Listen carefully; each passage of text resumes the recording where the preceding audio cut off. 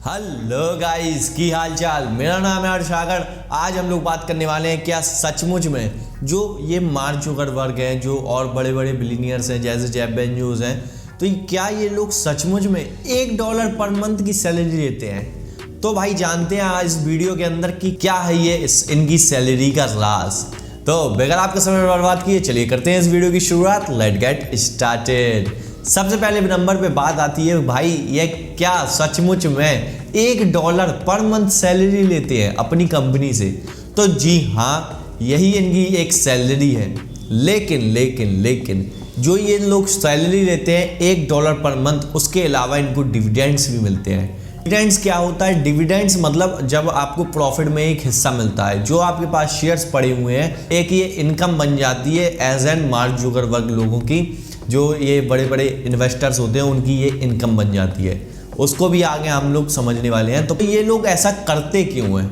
जो ये इनकम अपनी ले रहे हैं, जो ये डिविडेंड्स इनकी इनकम हो रही है, वो सब ये चीज़ें क्यों कर रहे हैं? आपको क्या पता है? जो ये लोग अपनी जो जीविका चलाते हैं, जो अपने लिए यूटिलाइज पर्सनल एक्सपेंसेस करते हैं, वो पता है किससे करते हैं? लोन लेके। भाई शौक मत होना, ये लोग लोन लेके करते हैं अपने ये खर्चे। भाई पता है क्यों? क्योंकि जो ये इन पे टैक्सेस लगते हैं, जैसे जो ये लोग अपने शेयर को प्लेज करते हैं। शेयर प्लेज का मतलब होता है आप अपने शेयर्स को बैंक के पास गिरवी रख रहे हैं। उस गिरवी रखने के प्रोसेस में आपको लोन मिल जाता है, देते रहते हैं। 8 से 10% के आसपास इंटरेस्ट लगता है भाई। तो वो लोग ऐसा क्यों करते हैं? क्योंकि वहाँ पर जो ये अल्ट्रा रिच लोग होते हैं उनके ऊपर टैक्सेस लगते हैं 30 to 35%। भाई बहुत ज़्यादा टैक्सेस हो जाता है, जिसको बचाने के लिए ये लोग पैसे को नहीं लेते हैं। अगर ये लोग डायरेक्ट लेंगे पैसा तो वहाँ पे टैक्सेस लग जाता है, इसलिए ये डायरेक्टली शेयर्स को नहीं बेचते। ये लोग जो भी इनको एक्सपेंसेस करना होता है, उनने एक मेथड बनाए हुए है, हम शेयर्स को प्लेज करेंगे, हमको लोन मिल जाएगा, उस पर हम इंटरेस्ट देंगे, जो कि बाद में डिटेक्टेबल, मतलब हमको as an income tax filing के दौरान हमको वहाँ से डिटेक्शंस क्लेम हो जाएंगी। इस तरीके से ये लोग वर्क करते हैं। इस तरीके से इनका जो टैक्सेस होता है 30 to 45%, वो इनके 10% पे शिफ्ट हो जाता है। अभी आगे और आने वाले क्लॉज है। जो ये लोग अल्ट्रा रिच लोग होते हैं, इन लोगों की बड़ी बड़ी होल्डिंग्स होती हैं कंपनीज के अंदर। जैसे मार्क जुकरबर्ग की फेसबुक के अंदर, जो कि आजकल मेटा बन गया है, मेटा के अंदर बहुत बड़ी होल्डिंग है। तो वहाँ पर ये लोग बोर्ड मीटिंग में बैठ के डिसाइड करते हैं कि इस बार हमको डिविडेंड देना है, या फिर उनको स्टॉक स्प्लिट शेयर्स वगैरह आपने सुने होंगे, जो कि चीज़ें होती हैं। तो ये लोग इस तरीके से डिसाइड करते हैं कि इस बार हमको क्या देना है। अगर ये लोग डिविडेंड देते हैं तो भाई जो ओनर्स हैं जैसे मार्क जुकरबर्ग वगैरह, इन लोगों को अल्ट्रा रिच की कैटेगरी में आते हैं, इनको ज़्यादा टैक्सेस पे करने पड़ जाते हैं, क्योंकि dividend as an income tax slab के हिसाब से ट्रीट किया जाता है डिविडेंड इनकम को।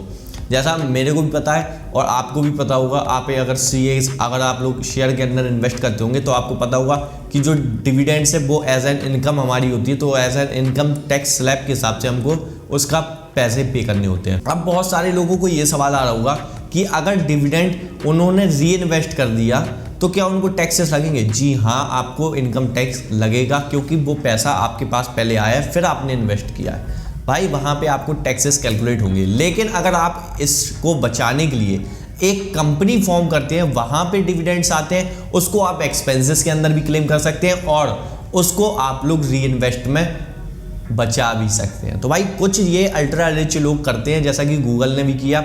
उनका जो गूगल की पेरेंट कंपनी एक बना के खड़ी करी अल्फाबेट, उसका जो गूगल का प्रॉफिट था वो अल्फाबेट में जाता है, मतलब उनकी ओनर कंपनी के पास जाता है, फिर वहाँ पे उनको डिविडेंड्स वगैरह, मतलब ये सारी चीज़ें उनको प्रॉफिट में एज एन मिल जाता है। वहाँ पे भी उनका बहुत ज़्यादा टैक्स बच जाता है। जब ये लोग अपने शेयर्स को बेचते हैं तब इनको कौन कौन से टैक्सेस लगते हैं? देखो भाई, एक उनको जो मैंने शुरू में आपको बताया था कि 30 to 35% से 45% इनके ऊपर टैक्सेस लगते। लेकिन अगर ये उस शेयर्स को बेचे लंबे समय के बाद, तो लॉन्ग टर्म कैपिटल गेन के अंदर तहत इनको मात्र 10% ही इनको देना होगा एज एन टैक्स। तो है ना ये कमाल की बात? जो इनका 10% इन्होंने लॉन्ग टर्म कैपिटल गेन में दिया और 10% के इर्द गिर्द इन्होंने इंटरेस्ट एज एन पे किया, तो 20% में इनका काम हो गया। जो पैसा इनका 35% से 45% लग रहा था, वो पैसा इनका मात्र 20% पे बाइट हो गया और डिटेक्शंस भी क्लेम कर ली। डिटेक्शंस अलग मिलेंगी, तो ये सारी चीज़ें बेनिफिट होता है। अगर आप 1 लाख रुपए के हिसाब से देखेंगे कि 1 लाख रुपए को मैं इस तरीके से करता हूँ, तो भाई आपको दिखेगा कि 20,000 बच रहा है। लेकिन ये लोग हजारों करोड़ों में करते हैं। जैसे जो ये लोग करते हैं वो 1,000 करोड़ का 20% के हिसाब से आप देखेंगे तो 200 करोड़ आपके सेव हो गए। तो 200 करोड़ आपके सेव होते हैं तो आप कितनी लैम्बोर्गिनी, कितनी मर्सिडीज, कितनी कंपनीज और खोल सकते हैं। तो भाई है ना ये कमाल की बात। इस चीज़ को आप पॉइंट करें अगर आपको एक अल्ट्रा रिच मेंबर बनना है और आप बाद में सोचते हैं कि इस तरीके से टैक्सेस में बचा सकता हूं। अब हम लोग आखिरी नंबर पे बात करते हैं, जो कि मैंने आपको बताया कि ये जो कंपनीज के बोर्ड मेंबर्स वगैरह होते हैं, तो ये लोग डिसाइड करते हैं कि हमको डिविडेंड की जगह पे क्या क्या चीज़ें और दे सकते हैं। जो कि आपने प्रॉपरली अगर आप शेयर मार्केट को फॉलो करते हैं तो आपको पता लगता रहता होगा कि किसी कंपनी ने बोनस स्टॉक डिक्लेयर किया, किसी कंपनी ने स्टॉक स्प्लिट किया, किसी कंपनी ने और कुछ किया।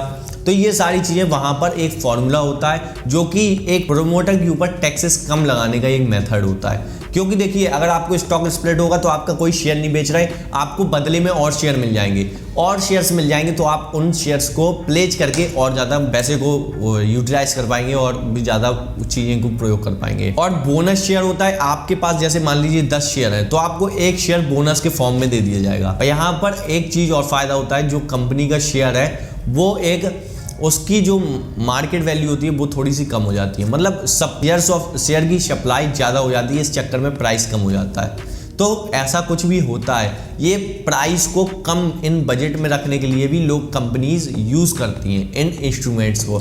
तो आपको ये जानकर अच्छा लगा होगा कि जो ये मार्क जुकरबर्ग अर्निंग करते हैं वो कितनी करते हैं। भाई उनकी डिविडेंड से इनकम हो गई, उनकी शेयर प्लेजिंग करके लॉन्ग टर्म कैपिटल गेन बचाने के जरिए। अभी वो तो भाई ऐसी कोई कंपनी अपनी एक बना के रखे हो जहाँ पे डिविडेंड वगैरह कलेक्ट करिए जाते हो, ऐसा तो सुनने में कोई नहीं है। इसलिए मैं ये मान के चलता हूँ कि ये डायरेक्टली इनकम टैक्स देते हैं, तो डिविडेंड्स के ऊपर ये डायरेक्ट इनकम टैक्स देते होंगे। कोई एक चीज़ और बताता हूँ कि जो ये डिविडेंड्स इनको मिलते हैं ना, वो अगर मान लीजिए आपकी 1 लाख की होल्डिंग है तो आपको 1 से 1.5% ही डिविडेंड्स मिलते हैं। तो मतलब ऐसा रूल नहीं है, मैं आपको ये चीज़ बता रहा हूँ कि जनरली 1% के आसपास ही कंपनी अपना डिविडेंड डिक्लेयर करती है। तो 1 लाख का 1.5% 1,500 होता है। उसी तरीके से ये जो मिलियंस में शेयर हैं उनके मिलियंस के अंदर ये डिविडेंड इनको रिसीव होता है। तो भाई ये उनके प्रॉफिट का, ये उनके टैक्स बचाने का तरीका है। और अगर ये सैलरी ले भी लें, सैलरी पे इनको डायरेक्टली इनकम टैक्स लगेगा, वहां पर इनको आधे से ज़्यादा तो टैक्सेस ही में पे करना पड़ेगा। शेयर्स ले लेते हैं उस कंपनी के जहाँ पे उनको ज़्यादा प्रॉफिटेबल होता है, क्योंकि वहाँ पे उनको लॉन्ग टर्म कैपिटल गेन्स के तहत टैक्स देना होता है। तो ये एक मिथ है कि $1 ही लोग सैलरी लेते हैं, बल्कि कुछ फाउंडर्स लेते हैं, लेकिन बहुत सारे फाउंडर्स वो सैलरी बस उतनी लेते हैं लेकिन उसके बदले में शेयर से ले लेते हैं। जैसे अभी आपने देखा होगा ओयो के फाउंडर ने, रितेश अग्रवाल जी ने, उन्होंने अपनी कंपनी के शेयर प्लेज किए थे। जब भी आप किसी कंपनी के अंदर इन्वेस्ट करें तब आप ये जरूर देखें कि किस कंपनी के प्रमोटर ने अपने कितने % ऑफ शेयर्स को प्लेज कर रखा है, मतलब कितने % ऑफ शेयर्स को गिरवी रख रखा है। तो ये सारी चीज़ें अगर आपको अच्छी लगी हो और आपको मिथ क्लियर हो गया हो तो भाई इस चैनल को सब्सक्राइब कर लीजिए और भी ज़्यादा खतरनाक वीडियोस को पाने के लिए। तो धन्यवाद।